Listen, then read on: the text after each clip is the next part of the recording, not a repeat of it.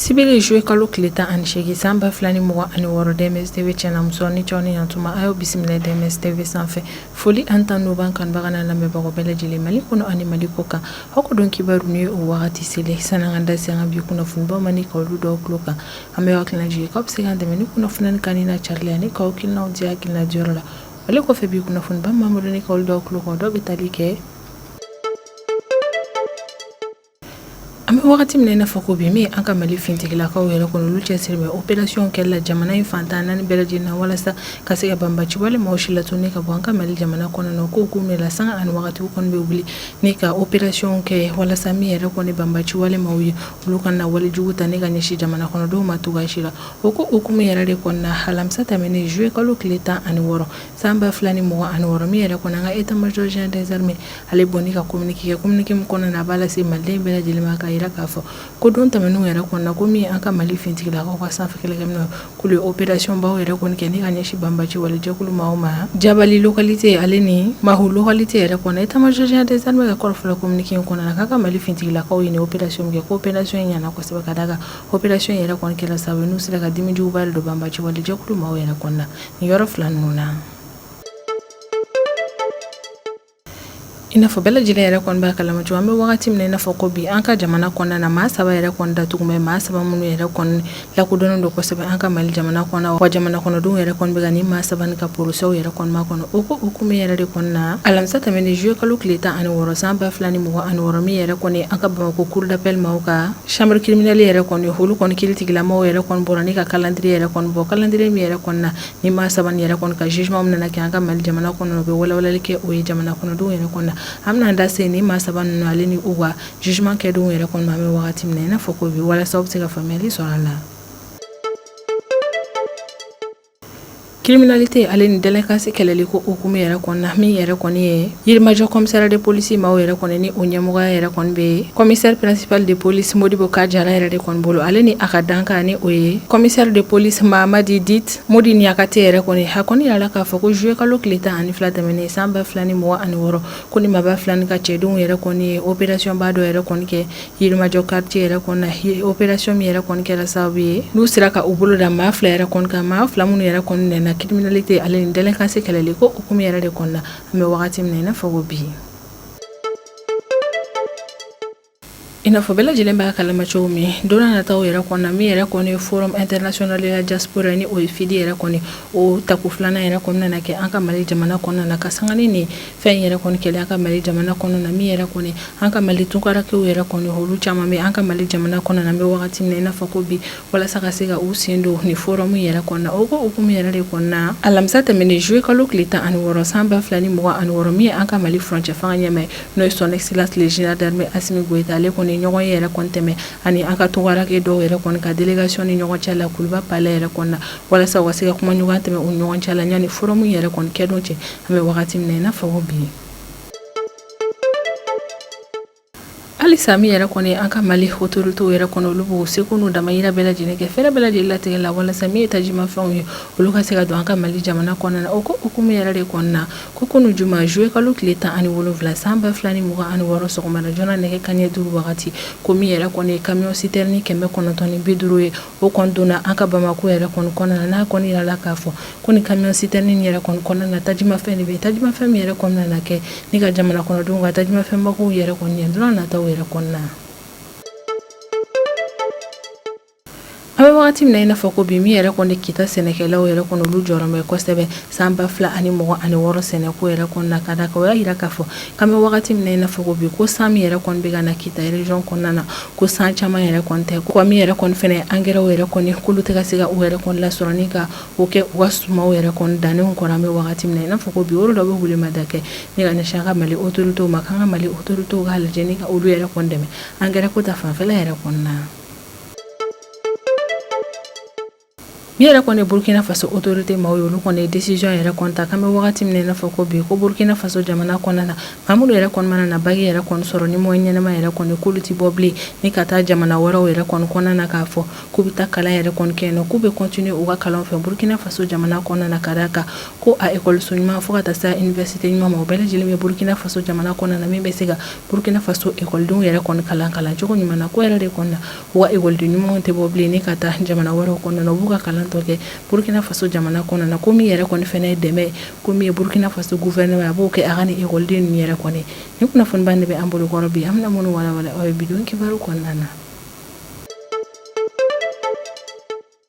An bɛ wagati min na i n'a fɔ ko bi min yɛrɛ kɔni an ka Mali fintigilakaw halisa olu kɔni bɛ ka continuer u ka opération fɛ opération minnu yɛrɛ kɔni kɛ kun de ye walasa ka se ka Mali jamana yɛrɛ kɔni lakɔlɔsi ale ni k'a lakana baaraw yɛrɛ kɔni sabati Mali fantan naani bɛɛ lajɛlen na ko hukumu yɛrɛ de kɔnɔna don tɛmɛnenw na min an ka Mali fintigilakaw ale n'u jɛɲɔgɔnw yɛrɛ kɔni olu ye frappe caman kɛ ni ka ɲɛsin banbaci wale jɛkulu maaw yɛrɛ kɔni ma Jabali localité la ni yɛrɛ kofɔlen bɛ Segu région kɔnɔna na ale ni Mahu localité la ni yɛrɛ kofɔlen yɛrɛ kɔni bɛ Kucala région yɛrɛ de kɔni kɔnɔna na ko don tɛmɛnenw na min ka Mali fintigilakaw ka sanfɛ kɛlɛkɛminɛw ye olu kɔni frappe kɛ ni ka ɲɛsin banbaci wale jɛkulu maaw ma ni localité ba fila ninnu kɔnɔna na communiqué la min carila alamisa tɛmɛnen juillet kalo tile 16 san 2026 min ka état major général des armées ale bɔ ne ka laseli kɛ maliden bɛɛ lajɛlen k'a yira k'a fɔ ko araba tɛmɛnen juillet kalo tile 15 san 2026 ko min ka Mali fintigilakaw olu kun bɛ jamana lakɔlɔsili baaraw yɛrɛ kɔnɔna Jabali localité ni yɛrɛ kofɔlen bɛ Segu région kɔnɔna na ko k'an ka sanfɛ kɛlɛkɛminɛw yɛrɛ kɔni to jamana lakɔlɔsili baaraw la o kɔni taara bɔ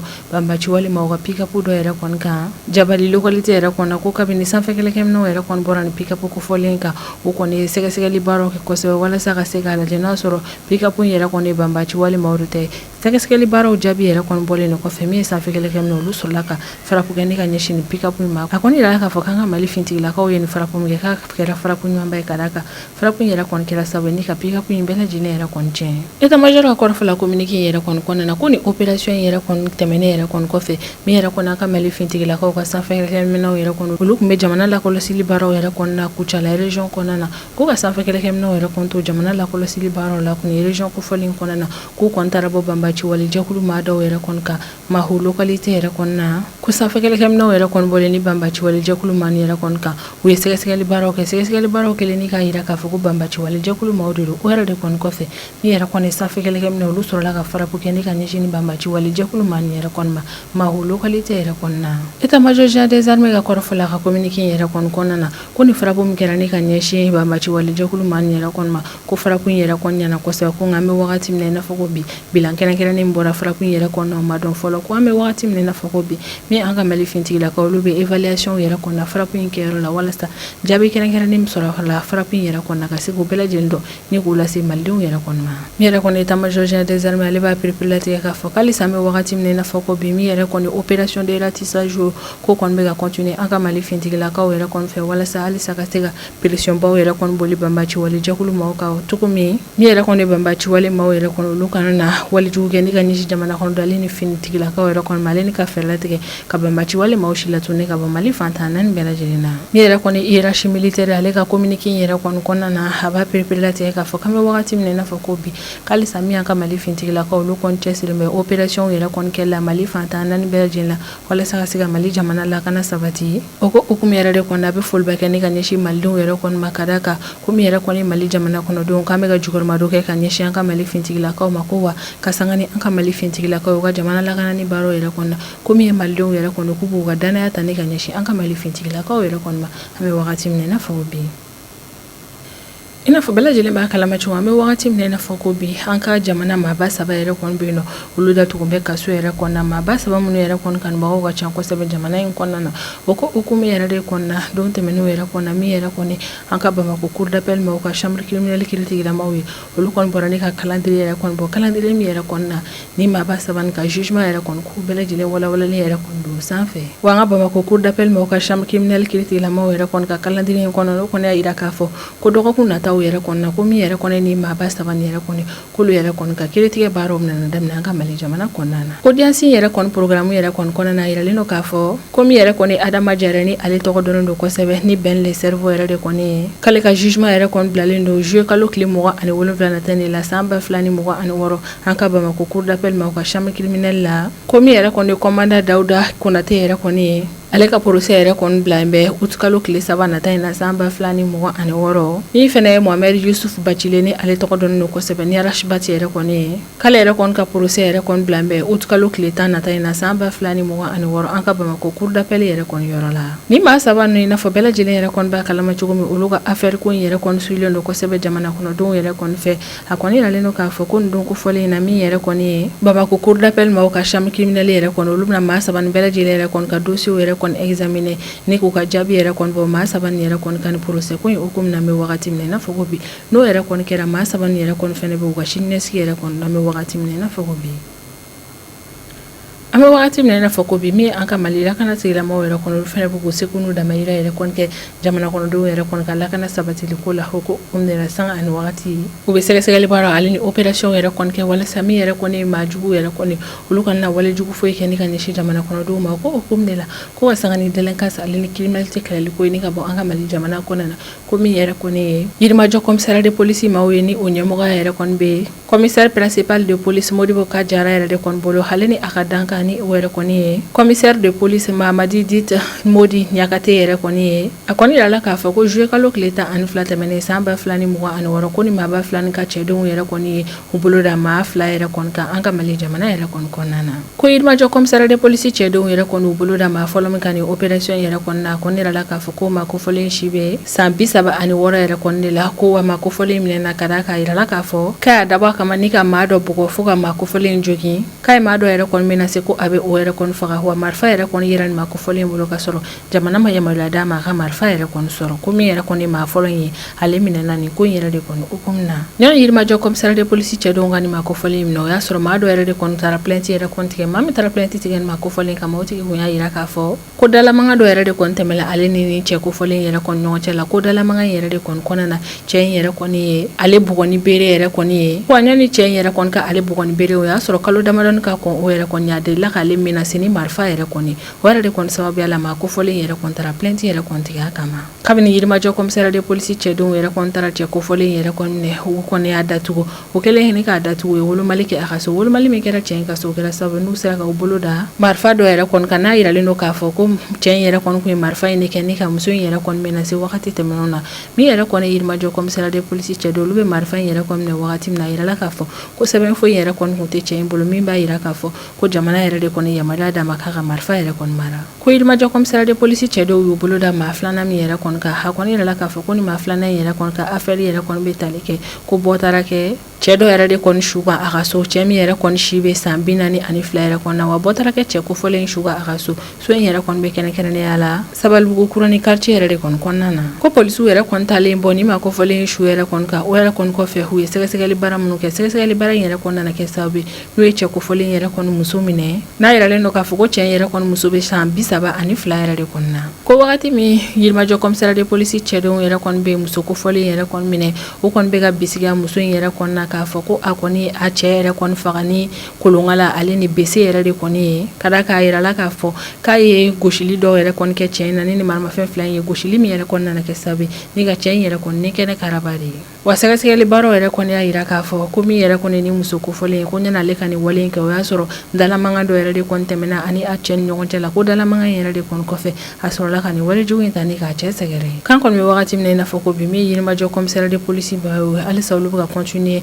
wa sɛgɛsɛgɛli baaraw yɛrɛ kɔni fɛ walasa min yɛrɛ kɔni ni affaire fila in yɛrɛ kɔni ka se ka ko bɛɛ lajɛlen ŋunŋun n'a ɲɛɲɛw dɔn ko polisiw yɛrɛ kɔni ka bolo dali ni maa fila ni yɛrɛ kɔni ka o b'a seereya Mali jamana kɔnɔden bɛɛ lajɛlen k'a fɔ ko min yɛrɛ kɔni an ka Mali lakana tigilamɔgɔw ye k'olu yɛrɛ kɔni cɛsiri mɛ délinquance ale ni criminalité kɛlɛli ko la ni ka bɔ an ka Mali fantan naani bɛɛ lajɛlen na min yɛrɛ kɔni Yirimajɔ commissariat de police ɲɛmaa yɛrɛ kɔni ale kɔni bɛ foliba kɛ ni ka ɲɛsin a ka cɛdenw ma u ka cɛsiri ale n'u ka teliya la ni opération in senfɛ wa a bɛ welemada kɛ ni ka ɲɛsin malidenw yɛrɛ kɔni ma k'alisa an ka continuer an ka collaboration tɛmɛ an ni an ka lakana tigilamɔgɔw ni ɲɔgɔn cɛ la ni an bisigara maa o maa yɛrɛ kɔni ka ko kɛta la an ka fɛɛrɛ latigɛ ni k'an ka Mali police nationale maaw yɛrɛ kɔni ka numéro vert yɛrɛ kɔni wele walasa ka se k'o kunnafoniya da olu tulo kan ko no yɛrɛ kɔni kɛra ani an ka Mali lakana tigilamɔgɔw bɛ jɛ ɲɔgɔn fɛ ni ka jamana yɛrɛ kɔni lakana sabati an bɛ wagati min na i n'a fɔ ko bi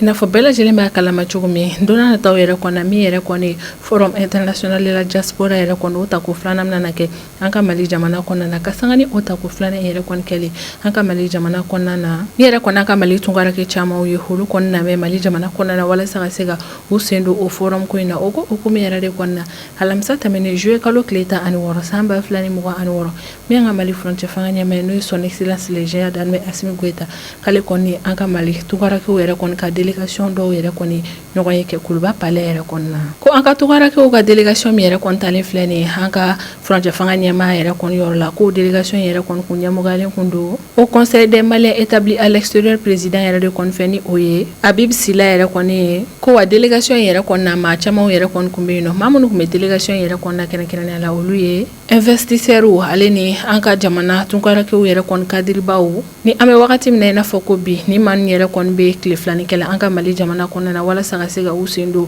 an ka forum international de la diaspora yɛrɛ kɔnɔna min bɛna kɛ Bamako kɔnɔna na donna nataw la an ka tunkarakɛw ka délégation yɛrɛ kɔni frontière fanga ɲɛmaa yɛrɛ kɔni kan ɲɔgɔn ye yɛrɛ kɔni sen fɛ gɛlɛya ale ni jɔrɔna ko minnu bɛ tunkarakɛ ninnu kan u y'o da frontière fanga ɲɛmaa kulo kan investissement projet minnu bɛ an ka tunkarakɛw y'o bolo u y'o fɛnɛ da frontière fanga ɲɛmaa kulo kan fo ka taa se an ka Mali autoritéw yɛrɛ kɔni ye fɛɛrɛ minnu yɛrɛ kɔni sigi sen kan walasa tunkarakɛw yɛrɛ kɔni ka investissement ale ni k'u ka kow yɛrɛ kɔni nɔgɔya jamana yɛrɛ kɔni kɔnɔna na min yɛrɛ kɔni frontière fanga ɲɛmaa ni tunkarakɛw yɛrɛ kɔni u ka kumaɲɔgɔnya ninnu kɔnɔna na u da taara se nin fɛnba ninnu yɛrɛ de kɔni ma tunkarakɛw ka délégation yɛrɛ kɔni ni son excellence le général d'armée Assimi Goïta bɛ tila u ka ɲɔgɔn ye yɛrɛ kɔni na wagati min na min yɛrɛ kɔni ye au conseil des Maliens établis à l'extérieur président yɛrɛ kɔni ni o ye Habib Sila ye ale kɔni y'a yira k'a fɔ ko ni frontière fanga ɲɛmaa yɛrɛ kɔni ka ɲɔgɔn ye kɛlen filɛ nin sababu ye ni ka olu hakili sigi kosɛbɛ a ka kɔrɔfɔ yɛrɛ kɔni na ko min yɛrɛ kɔni frontière fanga ɲɛmaa ye n'o ye son excellence le général d'armée Assimi Goïta ko ɲɔgɔn ye in kɔnɔna na ko sinsin n'a ka ko kura ye k'a cɛsirilen bɛ ka fɛɛrɛ bɛɛ lajɛlen yɛrɛ kɔni latigɛ ko yɛrɛ kɔni bɛ yen nɔ ko bɛ se ka an ka tunkarakɛw yɛrɛ kɔni bila lafiya kɔnɔna na ko kɛmɛ ni k'i sen da o ko kan ko frontière fanga ɲɛmaa ale kɔni cɛsirilen bɛ ko in bɛɛ lajɛlen wuli ka bɔ an ka tunkarakɛw kan walasa ka se k'u ka kow yɛrɛ kɔni ɲɛnabɔ u sigiyɔrɔ ale ni Mali jamana kɔnɔna na a bɛ bisila ka kɔrɔfɔ yɛrɛ kɔni na ko frontière fanga ɲɛmaa yɛrɛ kɔni filɛ ni ka ɲɔgɔn ye min tɛmɛ ale ni u ni ɲɔgɔn cɛ la ko yɛrɛ kɔni bɛ kɛ sababu ye ni k'a yira bɛɛ lajɛlen la k'a fɔ ko min ye son excellence le général d'armée Assimi Goïta ye ko kɔni bɛ importance ba yɛrɛ de kɔni di an ka Mali tunkarakɛw yɛrɛ kɔni ma o y'a yira k'a fɔ ko in b'a yira maliden bɛɛ lajɛlen la k'a fɔ ko min yɛrɛ kɔni ye frontière fanga ɲɛmaa ye n'o ye son excellence le général d'armée Assimi Goïta ye k'a bɛ fɛ ka fɛɛrɛ latigɛ min yɛrɛ kɔni Mali kura jɔli ko ye ka an ka Mali tunkarakɛw sen don o ko la kosɛbɛ ka d'a kan min yɛrɛ kɔni ye tunkarakɛw ye olu jɔdaba yɛrɛ kɔni bɛ jamana yɛrɛ kɔni jɔli baaraw la an bɛ wagati min na i n'a fɔ ko bi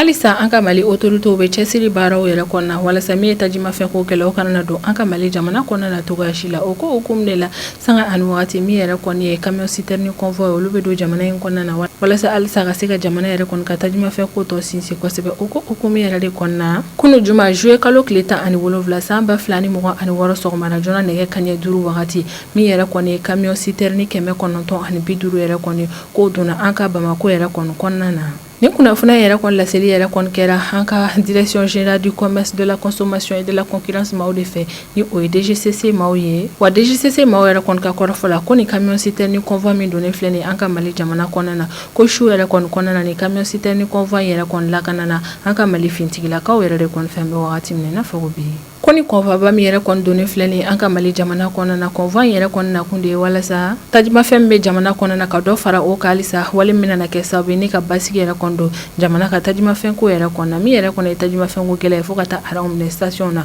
ko wale min yɛrɛ kɔni kɛ kun de ye walasa ka se ka dankari o la min yɛrɛ kɔni ye DGCC maaw y'a yira k'a fɔ k'olu ka nin baara in yɛrɛ kɔni kɔnɔna na ko ni an ka Mali police nationale maaw bolo bɛ ɲɔgɔn bolo ko wa ko hukumu de la olu ni an ka Mali police nationale maaw bɛna na fɛɛrɛ bɛɛ lajɛlen latigɛ ni tajimafɛn min donnen filɛ nin ye jamana kɔnɔna na tajimafɛn yɛrɛ kɔnɔna na tila cogo min u bɛna o bɛɛ lajɛlen suivi walasa min yɛrɛ kɔni ye tajimafɛn o kana na détourner cogoya si la jamana kɔnɔden bɛɛ lajɛlen ka tajimafɛn ko mago ka se ka ɲɛnabɔ an bɛ wagati min na i n'a fɔ ko bi an kɔni bɛ wagati min na i n'a fɔ ko bi min yɛrɛ kɔni kita sɛnɛkɛla olu kɔni y'a yira k'a fɔ ko san 2026 sɛnɛko yɛrɛ kɔni bɛ ka daminɛ gɛlɛya yɛrɛ kɔni kɔnɔna na olu ka fanfɛla yɛrɛ kɔni na kita sɛnɛkɛlaw yɛrɛ kɔni ka kɔrɔfɔ la k'olu ka ɲina sɛnɛ yɛrɛ kɔni daminɛ ni gɛlɛya kɔnɔna na o da kɔni ma bɔ dɔ wɛrɛ la ko min yɛrɛ kɔni san yɛrɛ kɔni o tɛ ka na kosɛbɛ localité caman yɛrɛ kɔni na kita région kɔnɔna na ko wa min yɛrɛ kɔni fɛnɛ ye olu ka engrais yɛrɛ kɔni u bɛ min yɛrɛ kɔni kɛ u ka dannifɛnw kɔrɔla la ko yɛrɛ kɔni caman yɛrɛ kɔni tɛ olu bolo an bɛ wagati min na i n'a fɔ ko bi ko min yɛrɛ kɔni bɛ u bolo o tɛ labɔli yɛrɛ kɔni kɛ cogoya si la ka sanga ni o gɛlɛya yɛrɛ kɔni ye kita sɛnɛkɛlaw yɛrɛ kɔni ka min yɛrɛ kɔni kita sɛnɛkɛlaw u bɛ welemada kɛ ni ka ɲɛsin an ka Mali autorités ma k'olu b'a laɲini an ka Mali autorités yɛrɛ kɔni fɛ u bɛ engrais ninnu yɛrɛ kɔni san minnu yɛrɛ kɔni bolo u ka fɛɛrɛ latigɛ engrais ninnu yɛrɛ kɔni don ni gérili baara yɛrɛ kɔni ka u ko yɛrɛ kɔni ɲɛnabɔ dɔɔni walasa min yɛrɛ kɔni ɲinan campagne agricole yɛrɛ kɔni ale bɛ se ka kɛ lafiya ale ni hɛrɛ yɛrɛ kɔni kɔnɔna na cogo min campagne yɛrɛ kɔni na u bɛ se ka nafamafɛn caman yɛrɛ kɔni sɔrɔ ni ka bɔ u ka dannifɛnw yɛrɛ kɔni na mɛ wagati min na i n'a fɔ ko bi sisan an bɛ tɛmɛ n'an ka jamana kɔfɛ kibaruyaw ye o kɔnɔna na an bɛ taa Burkina Faso jamana kɔnɔna na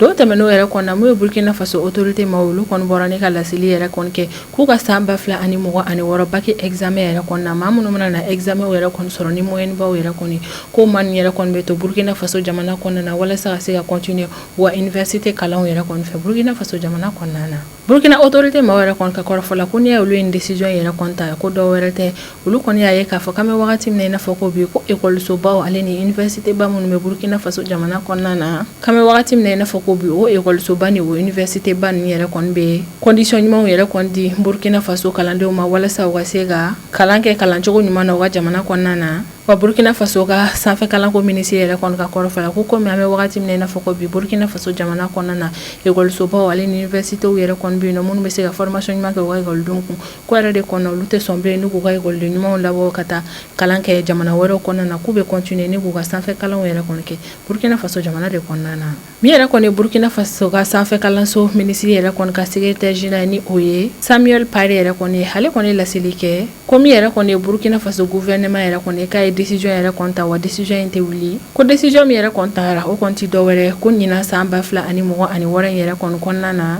maa minnu yɛrɛ kɔni mana na bac yɛrɛ kɔni sɔrɔ ni moyenne ɲumanbaw yɛrɛ kɔni k'olu yɛrɛ kɔni bɛna to Burkina Faso jamana de kɔnɔna na ni ka continuer u ka sanfɛ kalanw yɛrɛ kɔni fɛ Samuel Pare ka kɔrɔfɔ yɛrɛ kɔni na ko min yɛrɛ kɔni Burkina Faso autorité maaw yɛrɛ kɔni ko ma wuli sɔgɔmadanin kelen dɔrɔn ni ka décision yɛrɛ kɔni ta ko ɲan décision ka ta u ye hakilina jagabɔba yɛrɛ de kɔni kɛ a y'a yira k'a fɔ k'an bɛ wagati min na i n'a fɔ ko bi k'u ka sanga ni universitéw cayalen Burkina Faso jamana kɔnɔna na institut bɛ fo ka taa se écoleso belebelebaw yɛrɛ kɔni ma k'olu ka sanga ni o camanw yɛrɛ kɔni ye Burkina Faso jamana kɔnɔna na ko o bɛ ka kɛ sababu ye ni ka condition ɲumanw yɛrɛ kɔni bila Burkina Faso jamana kɔnɔna na min bɛ se ka kɛ sababu ye ni Burkina Faso kalandenw yɛrɛ kɔni tɛ bɔ bilen ni ka taa u ka sanfɛ kalanw yɛrɛ kɔni continuer jamana wɛrɛw kɔnɔna na wa a ye laseli yɛrɛ kɔni kɛ ko école ta nata in yɛrɛ kɔni na ko académie technologique du faso yɛrɛ kɔnɔna na dayɛlɛ ni o ye ATF yɛrɛ kɔnɔ a yira k'a fɔ ko ni yɔrɔ min na dayɛlɛ o kɔnɔna na kɛ kalanso yɛrɛ kɔni min yɛrɛ kɔni spécialisé don kosɛbɛ ingénieur yɛrɛ kɔni formeli baaraw la a ka kɔrɔfɔ yɛrɛ kɔnɔ na ko ni kalanso kura min yɛrɛ kɔnɔna na dayɛlɛ Burkina Faso jamana kɔnɔna na o bɛna kɛ sababu ye ni Burkina Faso jamana kɔnɔna na secteur kɛrɛnkɛrɛnnen dɔw yɛrɛ kɔni bɛ yen nɔ a bɛna écoledenw yɛrɛ kɔni dɛmɛ kosɛbɛ ni k'u former o secteur min yɛrɛ kɔnɔna na wa secrétaire général yɛrɛ kɔni bɛ laseli yɛrɛ kɔni kɛ ko Burkina Faso autorité maaw ye décision yɛrɛ kɔni fɛnɛ ta k'u bɛ bourse min yɛrɛ kɔni di u ka bachelier kuraw yɛrɛ kɔni ma k'u bɛna dɔ fara o boursier nin yɛrɛ kɔni hakɛya kan wagati tɛmɛn'o yɛrɛ kɔni na san o san Burkina Faso yɛrɛ kɔni bɛ bourse yɛrɛ kɔni di a ka bachelier kura 2300 yɛrɛ de kɔni ma nka an bɛ wagati min na i n'a fɔ ko bi Burkina Faso yɛrɛ kɔni autorité ye décision ta ni ka bourse yɛrɛ kɔni di u ka bachelier kura 3000 yɛrɛ de kɔni ma ko dɛmɛ kɛrɛnkɛrɛnnen dɔw yɛrɛ kɔni fɛnɛ bɛna sigi sen kan walasa ka se ka écoleden ninnu yɛrɛ kɔni dɛmɛ u ka sanfɛ kalanko baaraw la Burkina Faso jamana kɔnɔna na wa min yɛrɛ kɔni Samuel Pare a bɛ welemada kɛ ni ka ɲɛsin Burkina Faso bachelier kuraw n'u somɔgɔw yɛrɛ kɔni ma ko n'u bɛ t'u denw yɛrɛ kɔni don sanfɛ kalanso min yɛrɛ kɔni na u ka fanga yɛrɛ kɔni di Burkina Faso ka sanfɛ kalansow yɛrɛ de kɔni ma u kana n'a fɔ k'u bɛ denmisɛnninw yɛrɛ kɔni bɛɛ lajɛlen labɔ n'u k'u bila ka taa jamana wɛrɛw kɔnɔna na ka sɔrɔ école ɲumanbaw b'u yɛrɛ bolo u ka jamana kɔnɔna na hakilina jiginna juin kalo tile 25 tɛmɛnen san 2026